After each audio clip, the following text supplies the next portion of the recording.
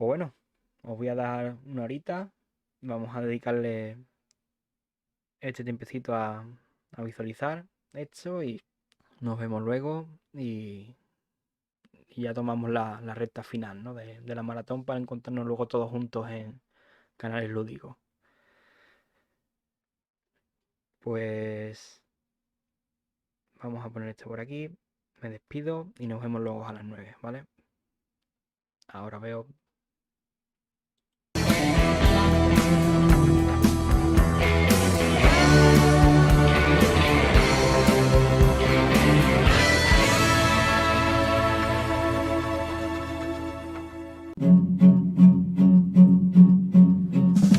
Cáncer, una palabra que asusta y que hasta hace poco era una sentencia fatal. Pero hay rayos de esperanza en la batalla contra el cáncer, una batalla que se libra en cada laboratorio. Gracias a lugares como este, el Centro Nacional de Investigaciones Oncológicas, el CNIO, las claves para entender al cáncer están más cerca. Y es que el ser humano ha convivido con el cáncer desde el principio de los tiempos, aunque la preocupación por esta enfermedad nunca había sido tan intensa como hasta ahora.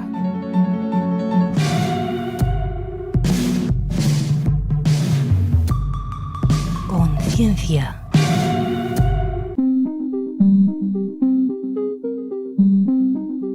Muchas de estas imágenes se nos vienen a la cabeza cuando oímos la palabra cáncer. Y sin embargo, aunque pueda parecerlo, el cáncer no es una enfermedad moderna.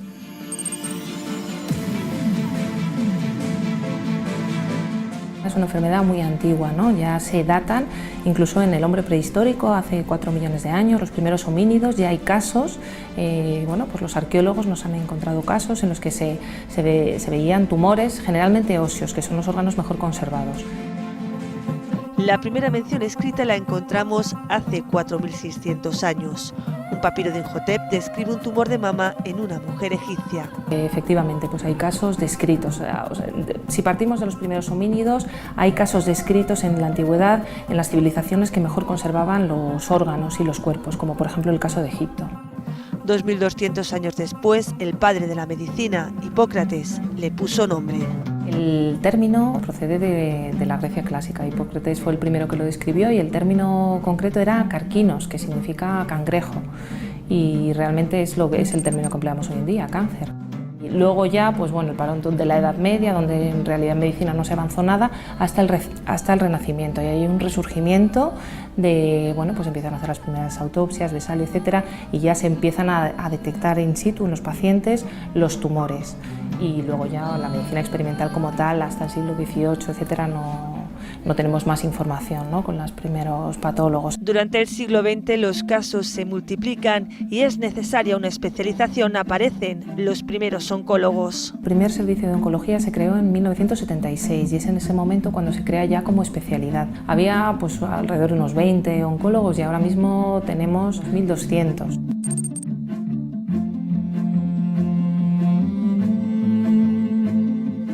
Hoy conocemos mejor la enfermedad y sabemos explicarla. Hay unas células mutadas que empiezan a crecer descontroladamente en un órgano completo y de ahí pueden, a través de los vasos sanguíneos y de los ganglios, ir a otros órganos. Pueden actuar localmente mediante ocupación de espacio e impiden las funciones normales de esos órganos a los que han ido las células. Su incidencia crece cada año, es cierto, pero los avances de la ciencia y la tecnología están permitiendo mayores tasas de supervivencia. La incidencia, que es lo que mide el número de casos, está subiendo, pero también depende de muchos factores, es decir, hay detección precoz, se diagnostican más casos, esos casos se curan, pero el número global de casos aumenta y también hay pacientes que viven mucho más tiempo con la enfermedad. Avances que han provocado un cambio en la percepción que tenemos de la enfermedad. Hoy la batalla no está perdida y cada vez tenemos más armas con las que luchar y vencer. Pues hace 30, 40 años había mucho oscurantismo, ¿no? El diagnóstico, incluso el paciente, muchas veces las familias no querían que se le informase porque efectivamente equivalía prácticamente a un diagnóstico de muerte, ¿no? Hoy en día no es así, las familias vienen y los pacientes quieren conocer la información, quieren saber qué es lo que les va a pasar, quieren decidir sobre su enfermedad. Yo creo que la sociedad sí va tomando conciencia, ¿no?, que es una enfermedad curable en un porcentaje muy importante de pacientes y que cuando no lo es, muchas veces logramos cronificarla y que forma, pues parte de la evolución del paciente y que debe convivir con ella. Y es que la investigación en cáncer nos ofrece ahora más que nunca un futuro prometedor. Nuevas vías de tratar la enfermedad, de atacar la enfermedad completamente distintas. La inmunoterapia está produciendo unos resultados muy esperanzadores. Igual que el tratamiento de los tumores no es el mismo desde hace 10 años para acá, pues dentro de 10 años estaremos hablando de supervivencias mucho mayores y de tratamientos distintos, menos tóxicos, etc.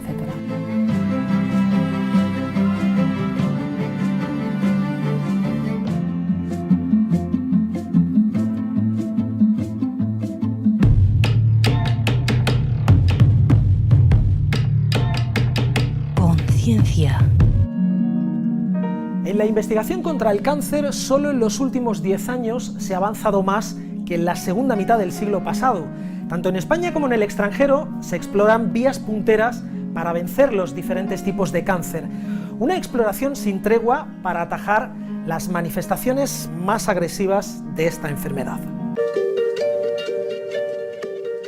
Comencemos por aclarar las cosas. Cuando hablamos de cáncer, estamos hablando de varios cientos de enfermedades. Cada tumor y cada tumor en cada persona va a ser diferente. Y no va a haber una píldora universal que lo cure. Que no cunda el pánico, porque hay forma de meterle mano. La estrategia es hacerle todo lo malo que se nos ocurra. Diseñar herramientas para matar a la célula tumoral, para que no pueda pegarse en los órganos donde no le toca, para cortarle el flujo de oxígeno, para que nuestro sistema inmune sea capaz de reconocerlo y cargarse el tumor, para que la célula no se pueda dividir.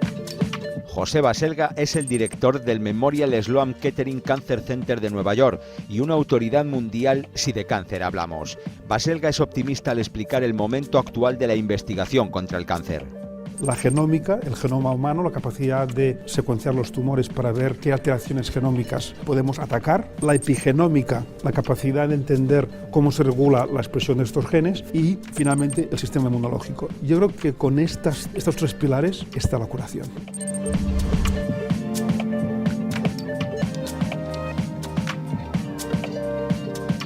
El enemigo lo tenemos, lo podemos estudiar, no nos va a dar más sorpresas. Y a partir de aquí puedes empezar a diseñar estrategias de todo tipo. Pues empecemos por el sistema inmunológico, porque ha costado mucho entender por qué no actúa contra los tumores. El motivo es que los cánceres producen sustancias que ponen a dormir al sistema inmunológico. Es espectacular. Hemos desarrollado medicamentos que previenen esto. Y podemos activar las células del sistema inmunológico para que hagan su trabajo. Estas son las tropas de infantería, si me permites, que están dormidas y las reactivas y dices, señores, ahí tenemos el enemigo, ataquen y lo destrozan.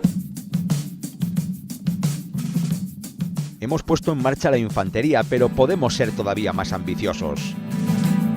Tenemos la capacidad ahora de extraer estos linfocitos del cuerpo humano y en el laboratorio les ponemos dentro un receptor que es un sistema teledirigido, es como la cabeza de un misil, que van dirigidos con una precisión tremenda y manipulamos al linfocito para que cuando haya un reconocimiento de la proteína se active un programa de ataque sin límite contra el tumor este. Son marines, estos son asesinos profesionales y estos no paran, o sea, estos no paran. El problema que tenemos es que estos linfocitos no los podemos desactivar. Esto nos limita mucho en qué situaciones los podemos emplear, porque es que son de asesinos en serie y si por algún motivo se les cruzan los cables y te empiezan a atacar a una célula normal, la toxicidad puede acabar en la muerte del paciente. Ahora lo que estamos trabajando es en generar una segunda generación de linfocitos que los podamos desactivar cuando se salgan de madre. Podamos apretar el botón de off y clac y apagarlos, ¿no?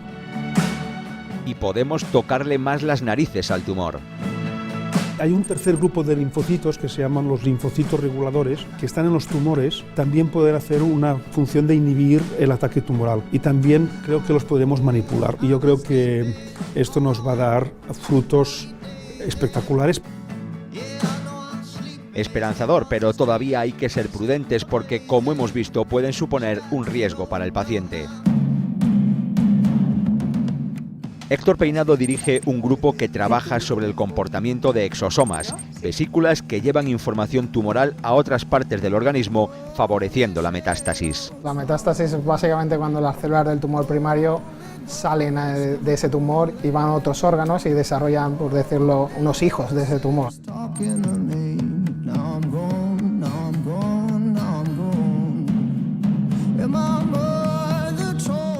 Probablemente es una estrategia de supervivencia tumoral. Y estas células, una vez que se van a ese órgano nuevo, vuelven a generar un tumor, en este caso se llama tumor secundario o metástasis.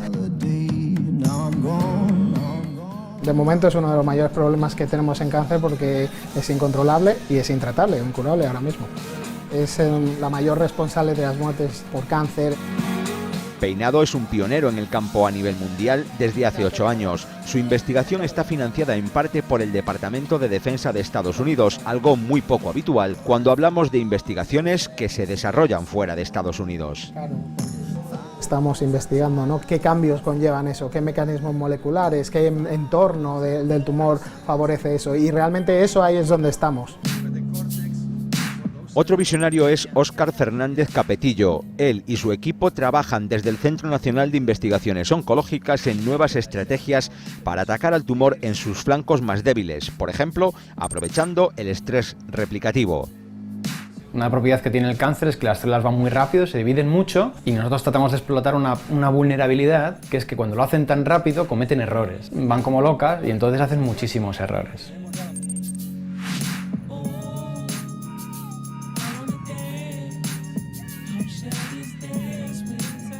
Este problema del estrés replicativo para las células tumorales de hecho es una ventaja. Porque si haces un error que ahora te permite andar por un pasillo que no podrías andar, pues igual le permite invadir algún órgano que no le toca. Cualquier célula tiene una especie de médicos que ven estos errores y los corrigen. Nuestra estrategia es matar al médico. Quiero decir, nuestra estrategia es hacer un compuesto que lo que haga es eliminar esta barrera de protección de tal manera que las células acumulen tropecientos mil errores. Una célula tumoral que tiene muchos errores, si la desproteges, acaba muriendo por catástrofe. La estrategia del equipo de Capetillo funciona y está ya en la última fase antes de llegar a los pacientes. Avances en la lucha contra el cáncer con claro acento español y abordando el problema con la mente muy abierta. La ciencia la mueven las personas que tienen ideas. El investigador no es normalmente aquel que dice eureka, se me ha ocurrido algo, ¿no? Sin embargo es ¿qué pasaría si, no? Muchas veces esa curiosidad científica nos lleva a probar algo. Voy a ver si esto funciona. Encontrar una nueva solución a una enfermedad incurable va a requerir creatividad, va a requerir el talento de personas brillantes que piensen y que vean un nuevo ángulo que nadie haya pensado. Y en un futuro, no muy lejano, ver cumplido el pronóstico del profesor Baselga, que algo sabe de esto. Yo veo clarísimamente la posibilidad de que tengamos pequeñas partículas metidos dentro del cuerpo que nos monitoricen lo que está pasando en cada sitio, en cada momento. La nanotecnología me va a permitir que medicamentos que no llegan al tumor, porque el tumor está alejado y está distante, me hagan una entrega a la puerta.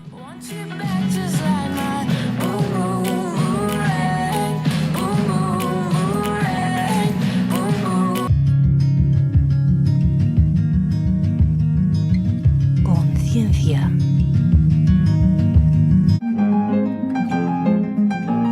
Hay factores genéticos, ambientales y de dieta que predisponen al cáncer. Sin embargo, cada vez sabemos más sobre cómo prevenir esta enfermedad, sobre cómo reducir la probabilidad de que llegue a nuestra vida.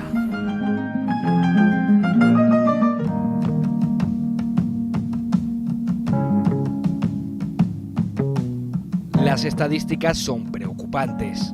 1 de cada 3 personas sufrirá cáncer.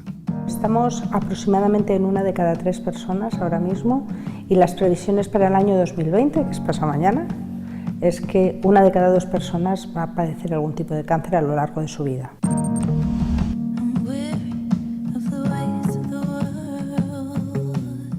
Esto también es una buena noticia, dicho así puede parecer raro, y es porque cada vez vivimos más años. Entonces, cuando vivimos muchos más años, también es más fácil que en edades avanzadas se desarrollen cánceres que antes la gente moría más joven y eso nunca llegaban a tenerlo, ¿no? La otra cara de la moneda es que 1 de cada 3 muertes por cáncer son debidas a causas evitables. Así que podemos poner barreras a la enfermedad llevando una vida mucho más sana. Tener una alimentación correcta con muchas verduras, frutas, carnes, proteínas, o sea, todo tipo de alimentos en su justa medida. Hacer ejercicio físico, prevenir la obesidad. La obesidad parece que sí es un factor que inclina a algunos pacientes a tener algún tipo de cáncer, no todos. Tener un buen descanso también es bueno. Por supuesto el tabaco es el responsable de la mayoría de los cánceres, no solo de pulmón, también de boca, de laringe, de vejiga, y el consumo de alcohol moderado o cero. Pero luego también hemos oído mucha gente que no ha fumado y ha tenido cáncer de pulmón, gente deportista, sana, que de repente tiene un cáncer y no sabe ni por qué. Puede pasar, pero lo que está claro es que cuantas más papeletas compramos, más fácil es que nos toque alguna. Dependiendo del tipo de cáncer, prevención es sinónimo también de detección precoz. Algunos tipos de cáncer se pueden prevenir o detectar temprano. Así hablamos del cáncer de mama. Si una mujer se explora regularmente y nota algún bulto, algún cambio en la mama, pues tiene que acudir cuanto antes. Si un hombre tiene problemas o dificultades para orinar, y sobre todo si ya está rondando los 50 años o es mayor de 50 años, 60, 70, pues también puede haber un indicio de que hay un problema en la próstata. Lamentablemente no todos los tipos de cáncer se pueden prevenir, ni en una analítica van a salir, pero nosotros, si conocemos nuestro cuerpo, sí podemos detectar que hay algo que no está funcionando. O sea, cualquier cambio que nos diga nuestro organismo no está bien, nos está pasando algo, lo que tenemos que hacer es acudir inmediatamente al médico de familia. El cáncer depende de factores ambientales, pero también genéticos. El cáncer no es hereditario, si tenemos que decir un titular grande. Sí que hay algunos tipos de cáncer que pueden tener un factor genético, algunos tipos de cáncer de mama, que no todos, algún tipo de cáncer de colon. En esos casos, ya los propios oncólogos, cuando hacen las pruebas a una paciente o a un paciente, ya les dicen si tienen en su familia o no que hacer algún estudio adicional, algún estudio genético familiar. Porque es fundamental confiar en los médicos. Estamos en buenas manos. Ese es el mensaje que quieren transmitir las asociaciones de pacientes, que piden, además, mayor compromiso de las administraciones para invertir en prevención e investigación. Algo no estamos haciendo bien cuando hay cada vez más niños obesos, vemos cada vez a más gente joven fumando, y eso es que nos estamos equivocando en algo con nuestros jóvenes, con el abuso del alcohol, y que se deberían estar potenciando más campañas de concienciación y de educación y de formación.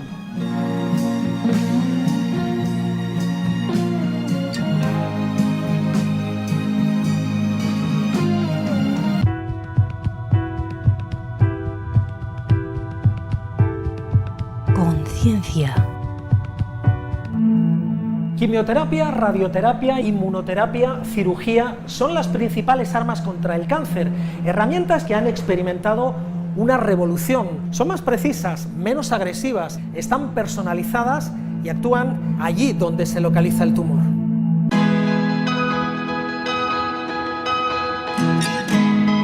Conciencia. Los avances científicos y tecnológicos de los últimos años se traducen en la práctica en una mejora de los tratamientos personalizados y más eficaces. Los efectos secundarios se han reducido y los que persisten se hacen más llevaderos con medicación. Comencemos. Quimioterapia. Es el empleo de fármacos que van dirigidos contra las células malignas, contra las células tumorales. Pues, por ejemplo, hay fármacos que van dirigidos contra un punto concreto del ciclo celular, de tal manera que paran el crecimiento de la célula y evitando que se pueda migrar a otras zonas.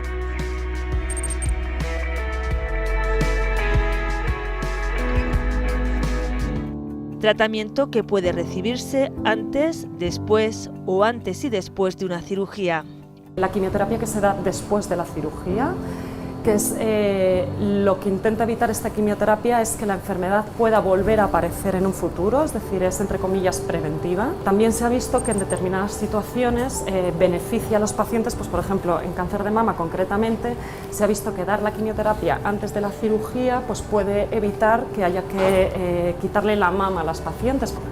Y luego tenemos la quimioterapia que se da en un contexto avanzado, en un contexto metastásico, que se da para intentar que la enfermedad se cronifique. Sus efectos secundarios hoy se controlan mejor y se atenúan con fármacos, lo que permite a los pacientes una mejor calidad de vida. Buenas, Joaquín. Buenas.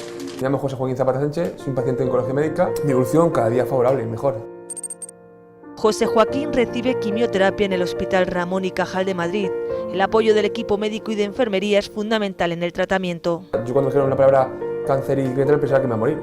Está claro, pero hoy en día pues, hay mucha posibilidad y mucho avance. Vienen con mucho miedo, en todo lo que hacemos es decir, venga, tú tranquilo, ya verás, y se lo vamos explicando, te vamos a insertar un catéter, por aquí van a ir una serie de sueros, tú no vas a notar nada, eso es fundamental, porque todo el mundo viene con el miedo que voy a sentir, esto no vas a sentir nada.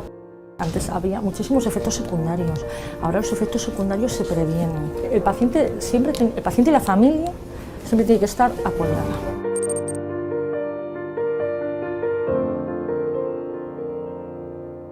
Aunque sea un poco duro, que no se asusten, que la palabra cáncer no es muerte, que es lucha y perseverancia y que adelante, que todo se sale y vamos a salir. Cirugía. Es un tratamiento local, en el sentido de que, bueno, cuando operas quitas algo. Inicialmente se hacía con una intención curativa únicamente en los tumores localizados, pero ahora se está viendo que además con la mejora en las técnicas quirúrgicas que han disminuido la morbilidad, es decir, las complicaciones, también se consigue mejorar la supervivencia de los pacientes incluso cuando la enfermedad está avanzada. Con la tecnología actual, como el robot quirúrgico Da Vinci, se realizan cirugías menos agresivas que tienen el mismo beneficio para el paciente, que además se recupera mucho antes. Terapia dirigida.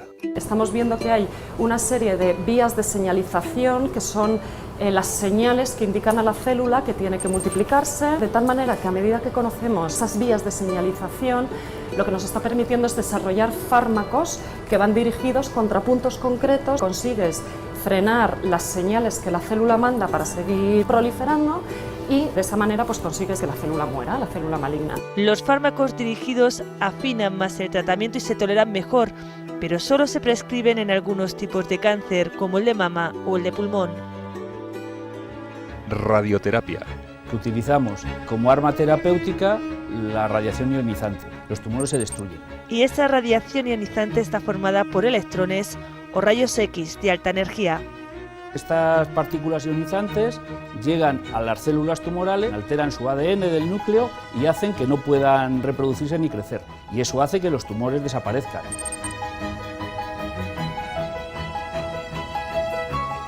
La radioterapia ha dado pasos de gigante en las últimas 2 décadas. La imagen en 3D que ofrecen los TAC actuales les hace trabajar con mayor precisión. El objetivo es focalizar la radiación solo en los tejidos tumorales. Lo que hacemos es diseñar el tratamiento como un traje a medida para ese paciente, para ese tumor, de tal manera que la radiación se focalice sobre los tejidos a irradiar y evite al máximo posible los órganos de riesgo. En un gran porcentaje, en el 50% aproximadamente de los tratamientos de radioterapia, curamos el cáncer. Inmunoterapia. A medida que ha ido evolucionando la investigación, lo que se ha visto es que el tumor tiene unos mecanismos por los cuales se escapa a la vigilancia del sistema inmunológico, o que cuando el sistema inmunológico lo ha detectado, el tumor tiene unos mecanismos que evita que lo destruya. De tal manera que lo que esta investigación y estos descubrimientos han permitido ha sido desarrollar fármacos para revertir esas situaciones. La inmunoterapia está probada en varios tipos de cáncer, como el melanoma, y se investiga en muchos otros. Hay cientos de ensayos clínicos. A día de hoy el beneficio no es más de un 20 o un 30% de los pacientes son los que se benefician de inmunoterapia. Les permite mantener su vida con los síntomas controlados y la enfermedad controlada. Sí, claro que es el futuro, pero como una opción más de tratamiento. Es decir, la inmunoterapia no va a desbancar ni la quimioterapia ni los tratamientos dirigidos porque no va a valer para todo el mundo. Y lo que tendremos que saber es para qué pacientes sí y para qué pacientes no.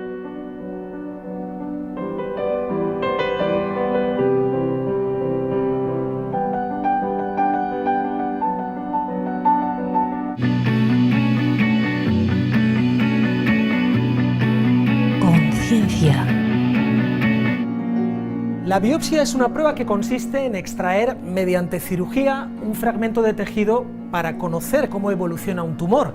Pero ha habido un giro copernicano, las biopsias líquidas. Con un simple análisis de sangre se puede obtener la misma información y sin tener que operar al paciente. Para combatirle, tenemos que conocer mejor cómo es nuestro enemigo, el cáncer. Ningún tumor se comporta de la misma manera en dos pacientes. Ni siquiera un mismo tumor se comporta igual dentro de un paciente todo el tiempo. El cáncer es una enfermedad genéticamente muy inestable. De esto debemos sacar una conclusión, que el cáncer muta y es imprevisible. Entonces, ¿es imposible anticiparse a él? Hasta ahora, la única forma de saber cómo evolucionaba un tumor era hacer la tradicional biopsia quirúrgica. Se intervenía al paciente y se extraía un trozo de tumor para analizarlo. Pero esta biopsia tradicional, que es como una especie de foto fija, tiene inconvenientes. Si cada vez que tenemos que acceder al tumor hay que hacer una biopsia al paciente, pues es una aproximación cruenta. Y de hecho hay tumores que no se pueden biopsiar. No tenemos herramienta tisular para poder determinar. Pero ha habido una revolución en cuanto a biopsias. Recientemente ha aparecido un tipo de biopsia mucho menos traumática para el paciente, la biopsia líquida. ¿En qué consiste? Básicamente en un análisis de sangre. Muestras de sangre donde podemos determinar la presencia de células tumorales.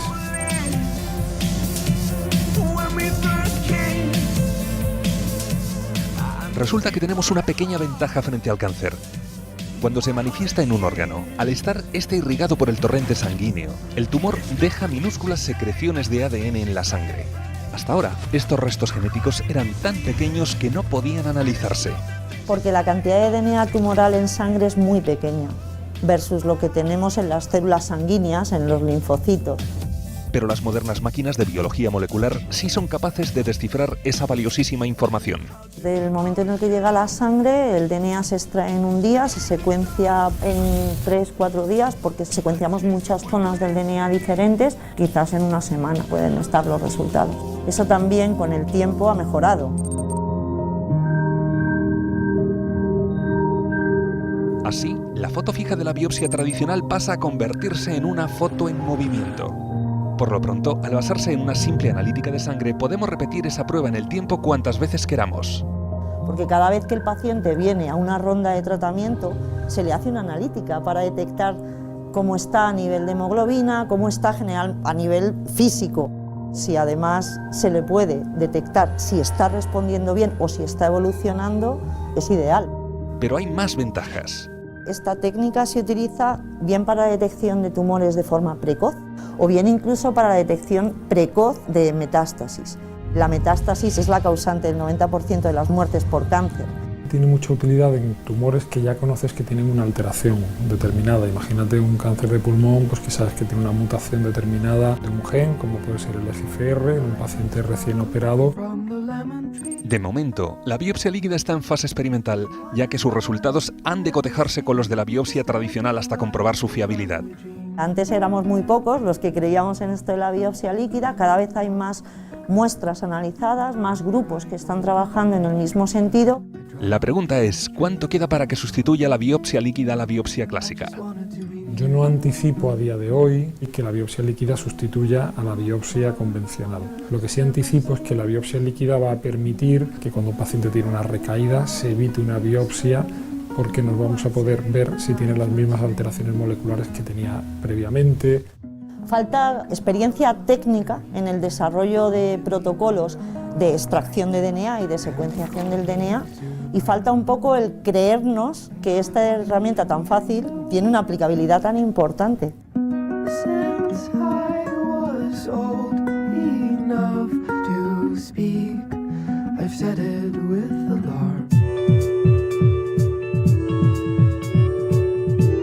Conciencia.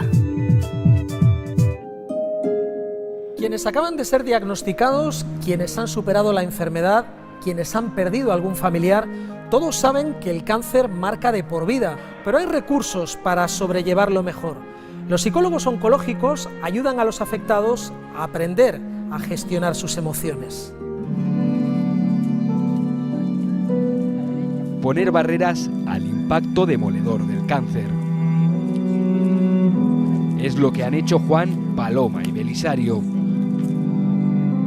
La enfermedad ha cambiado para siempre sus vidas, pero gracias a Miguel, psicooncólogo del Grupo Español de Pacientes de Cáncer, cuentan con herramientas para gestionar sus emociones.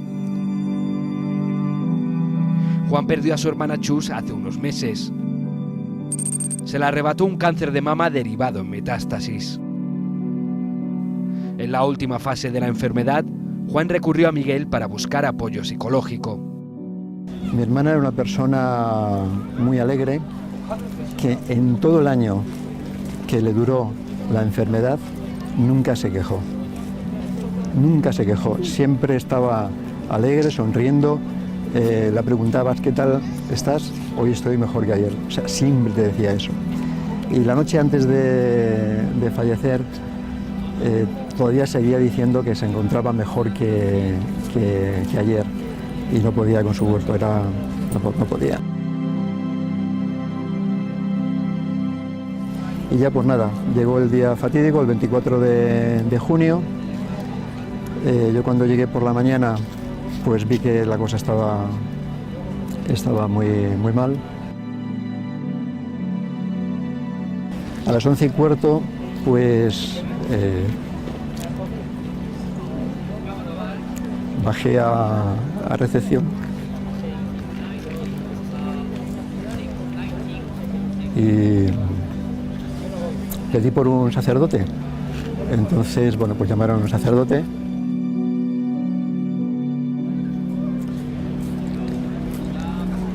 Cuando estábamos allí, pues rezando, ella también rezaba. Y bueno, pues yo seguí con mis sesiones con Miguel, se lo comentaba por WhatsApp cómo iba la cosa. Y la verdad es que pues siempre me he sentido bien. Y ya pues Miguel dice, Juan, yo creo que el duelo lo has pasado o lo habéis pasado en vida.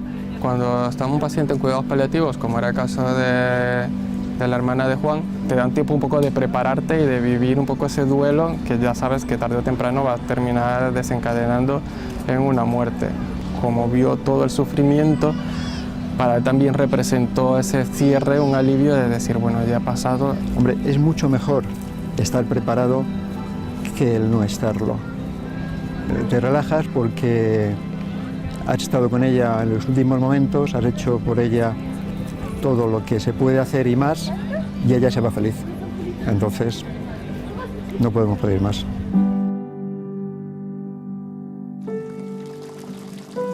Hace más de 20 años que el cáncer irrumpió en la vida de Paloma. En el 1993 tenía yo 46 años y me detectaron cáncer de mama. Me hicieron la mastectomía y he estado pues 20 años bien, pero a los 20 años he vuelto otra vez con el cáncer. Me han detectado un cáncer en la axila. Llevo ya 3 años y medio que terminé los tratamientos, estoy con unas pastillas y tengo que estar 5 años, solo me queda 1 año y medio para tomarlas y ahora estoy bastante bien. Pero sobrevivir al cáncer no es el final del camino.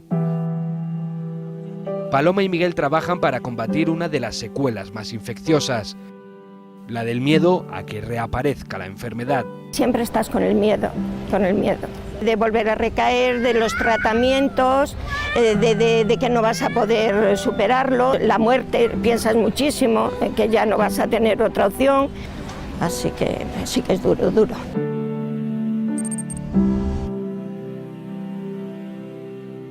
Parece que es la etapa más fácil, pero es la etapa más complicada porque te das cuenta que no vas a ser el mismo, que tus prioridades cambian, entonces implica un desgaste bastante importante que es bueno entrenar al paciente para poder asumir esta nueva etapa. Que muchas veces piensas, me voy a morir, no voy a poder con esto y no tengo nada. Entonces La negatividad te hunde más todavía y tenemos que darnos cuenta de que se puede luchar y no tener que pensar solamente en lo malo. Y en un caso de que pase, pues eso, tenemos hoy muy buenos adelantos para que nos ayuden. Y yo no sé dónde saco las fuerzas. Bueno, tengo 4 nietos que para mí me dan vida y mis hijos. Es lo principal, es lo que te ayuda a luchar contra ellos. Sí. Belisario está en pleno tratamiento. Hace unos meses le dieron la noticia. Tiene mieloma múltiple, un tipo de cáncer hematológico. Lo que pensé,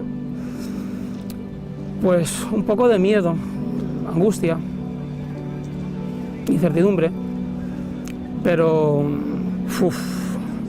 voy a salir para adelante. Yo soy muy positivo y muy luchador y con este tema seguir para adelante hasta donde haya que llegar. En el caso de Belisario, sí es verdad que tenía sobre todo ansiedad e incertidumbre porque su diagnóstico es poco frecuente, pero sí algo bueno que tenía era pues, que estaba dispuesto y sobre todo te hablaba en tiempo futuro. Siempre era como qué tengo que hacer para poder salir airoso de esta enfermedad. El psicólogo me ha ayudado mucho a controlar cierto tipo de emociones. Cuando tengo rabia y contra alguien o contra algo, echarla fuera, gritar, focalizar toda la energía mala, gritar, echarla fuera, quedarte relajado. El miedo, la rabia, el estrés es fundamental, poder descargar todos esos sentimientos y todas esas emociones que podemos sentir. La verdad es que esta enfermedad me ha puesto en otra perspectiva, porque aquí estamos de paso y tenemos que quedarnos con lo bueno, intentar apartar las cosas malas de la vida, que nos quitan muchas horas de sueño, disgustos y quedarse con lo bueno, que hay muchas cosas buenas en la vida por las que estar contentos y orgullosos. A mí me ha tocado esto, es una etapa en tu vida, te deja huellas, te cambiará, seré otra persona distinta a lo mejor a la que era hace un año, pero creo que me quede mucha cuerda por delante, mucha vida por delante y muchas cosas por hacer.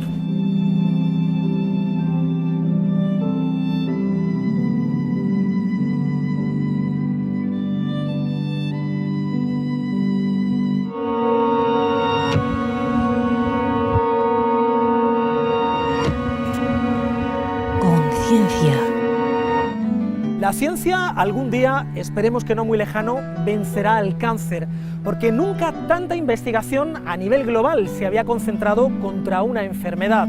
La clave estará probablemente en los descubrimientos genéticos, también en la prevención y en la detección precoz, hasta que llegue ese día en el que el cáncer finalmente sea derrotado. En Conciencia ponemos nuestra confianza en médicos y en investigadores, y en especial en los españoles. Estamos en buenas manos. Su trabajo es referencia a nivel mundial.